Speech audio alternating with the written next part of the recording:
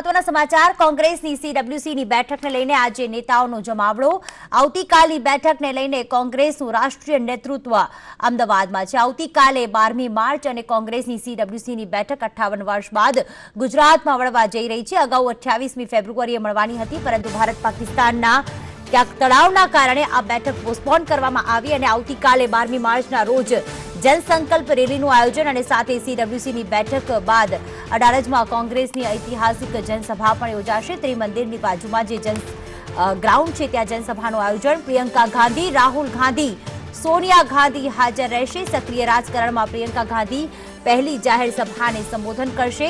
સૌપ્રથમ રાષ્ટ્રીય નેતાઓ દ્વારા સાબરમતી આશ્રમ ખાતે પ્રાર્થના સભાનું આયોજન કરવામાં આવ્યું છે। સાબરમતી આશ્રમ બાદ શહીદ સ્મારક ખાતે શહીદોને શ્રદ્ધાંજલિ અર્પણ કરવામાં આવશે, જ્યારે કોંગ્રેસની વર્કિંગ કમિટીની બેઠક આવતીકાલે યોજાવા જઈ રહી છે। ત્યારે પ્રાર્થના સભાથી લઈને જનસભા અને सीडब्ल्यूसीની બેઠક લોકસભા પહેલા કોંગ્રેસ માટે ખૂબ જ મહત્વની સાબિત થશે કે ગુજરાતમાં 26 બેઠકો લોકસભાની અત્યારે ભાજપ પાસે છે અને કોંગ્રેસ સત્તા મેળવવા અત્યારે પ્રયાસો કરી રહી છે।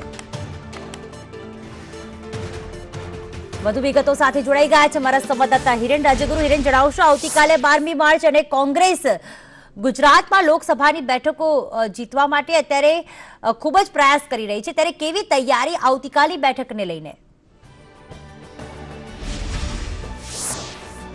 बिल्कुल पृथ्वी, लोकसभा की चूंटणी जाहिर थई गई है और गुजरात की बात करिए तो गुजरात में कांग्रेस 0-0 पर है, एटले पोतानुं परफॉर्मन्स सुधारवा माटे थई अने तमाम मोटा कार्यक्रमों गुजरात में करी अने गुजरात पर फोकस करवा मांगे छे। 28મી फेब्रुआरीना रोज गुजरातनी अंदर अमदावादनी अंदर सीडब्ल्यूसीनी बेठकनुं आयोजन करवामां आव्युं हतुं, परंतु भारत और पाकिस्तान बंने देशों वच्चे उभा थयेला तणावना कारणे ते बेठक मोकूफ राखवामां आवी हती अने त्यारबाद दांडी मार्चना दिवसने सांकळवा माटे थई अने 12મી मार्च એટલે કે આવતીકાલે આ सीडब्ल्यूसीની બેઠક અમદાવાદના સરદાર સ્મારકના પ્રાંગણમાં મળવા જઈ રહી છે।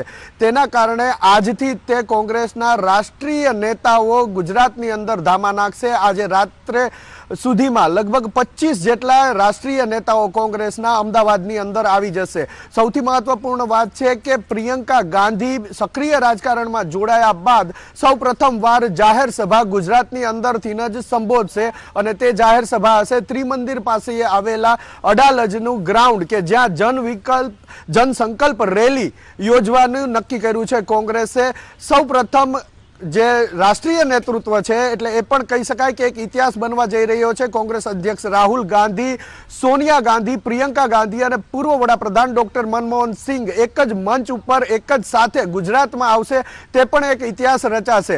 સૌથી મહત્વપૂર્ણ બાબત કે જેમાં આખા દેશની નજર છે તે सीडब्ल्यूसीની બેઠક સરદાર સ્મારકના પ્રાંગણમાં યોજાવા જઈ રહી છે। ત્યારે અહીંયા જે તૈયારીઓ કરી દેવામાં આવી છે તે તૈયારીઓ કેમેરામેન મનીષ વર્માના મદદથી આપને બતાવવાનો પ્રયાસ કરીશ કે અહીંયા 24 અકબર રોડ હુબહુ બનાવવામાં આવ્યો છે। આપનું ધ્યાન દોરવા માંગીશ કે 24 અકબર રોડ એટલે દિલ્હીમાં આવેલું કોંગ્રેસનું મુખ્યાલય કે જ્યાં દર વખતે सीडब्ल्यूसीની બેઠક મળતી હોય છે, તે सीडब्ल्यूसीની બેઠક માટે અહીંયા હુબહુ તે જ ઓરડો ઊભો કરવામાં આવ્યો છે કે જે કોંગ્રેસ મુખ્યાલયની અંદર આવેલો છે। સૌથી મહત્વપૂર્ણ બાબત કે એસપીજી પ્રોટેક્ટેડ 4 નેતાઓ એક જ સાથે એક જ સ્થળે તમામ જગ્યાએ ફરવાના હોય ત્યારે પોલીસ બંદોબસ્ત પણ ચુસ્તપણે રાખવામાં આવ્યો છે। એસપીજીની ટીમ પણ 3 દિવસથી ગુજરાતની અંદર ધામા નાખ્યા છે, તો સાથે સાથે ગુજરાત પોલીસ, અમદાવાદ પોલીસ અને ગાંધીનગર પોલીસ પણ ખડા પગે છે। આપ દ્રશ્યની અંદર પણ જોઈ શકો છો કે આવતીકાલે જ્યારે અહીંયા सीडब्ल्यूसीની બેઠક મળવાની છે ત્યારે અત્યારથી જ તે પોલીસના તમામ અધિકારી કર્મચારીઓને પોઈન્ટ ફાળવી દેવામાં આવ્યા છે અને એ પોઈન્ટ ઉપર આ તમામ અધિકારી કર્મચારી અત્યારથી જ ખડે પગે છે।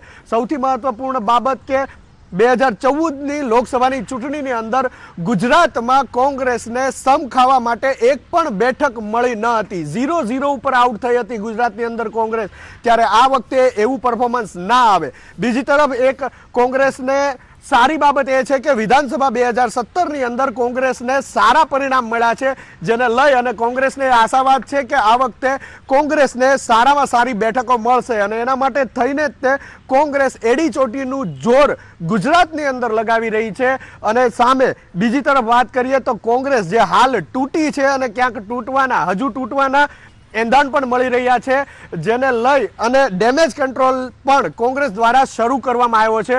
हजू केटलाक कांग्रेसना धारासभ्यो कांग्रेस छोड़े तेवी આશંકા કોંગ્રેસને રહેલી છે, ગર્ભિત ભય રહેલો છે, જેના કારણે રાજીવ સાતવે આ ડેમેજ કંટ્રોલ પણ શરૂ કર્યું છે. બીજી તરફ વાત કરીએ તો કોંગ્રેસનો કકળાટ હજુ પણ ખાળવામાં નિષ્ફળ રહ્યું છે. નેતાગીરી કારણ એ છે કે પાટણ લોકસભા બેઠકને લઈને અત્યારે હજુ કકળાટ ચાલી રહ્યો છે. બંને મુખ્ય દાવેદાર અલ્પેશ ઠાકોર અને જગદીશ ઠાકોર બંનેએ ચૂંટણી લડવાની ના પાડી દીધી છે કે અમે ચૂંટણી નહીં લડીએ. ત્યારે ત્રીજો સક્ષમ ઉમેદવાર અથવા તો બેમાંથી એકને, તેમાં પણ જગદીશ ઠાકોરને મનાવવા માટે થઈ અને કોંગ્રેસ હવે જગદીશ ઠાકોરના શરણે છે. પ્રદેશ કોંગ્રેસ તેવું કહેવું પણ અતિશયોક્તિ નથી, કારણ કે ગઈકાલે રાત્રે પણ એક બેઠક કરવામાં આવી હતી જેની અંદર જગદીશ ઠાકોરને મનાવવા માટેના અથાગ પ્રયત્નો કરવામાં આવ્યા હતા, પરંતુ જગદીશ ઠાકોર હજુ પણ પોતાની વાત ઉપર અક્કડ છે. ત્યારે આવતીકાલે જે કાર્યક્રમો છે, જેની અંદર ગાંધી આશ્રમમાં પ્રાર્થના સભા, શહીદ સ્મારકમાં શહીદોને શ્રદ્ધાંજલિ, સરદાર સ્મારકના પ્રાંગણમાં CWCની બેઠક અને અડાલજ ત્રિમંદિર ખાતે કોંગ્રેસની જનસંકલ્પ સભા, તેને લઈ અને તૈયારીઓને આખરી ઓપ આપવામાં આવી રહ્યો છે. પ્રીતિ, ચોક્કસ આ કાર્યક્રમ હવે આત્મવિશ્વાસમાં કોંગ્રેસમાં વધારો કરે છે કે નહીં તો આગામી સમય બતાવશે. આભાર હિરેન. વધુ અપડેટ માટે આપણા સંપર્કમાં રહીશું.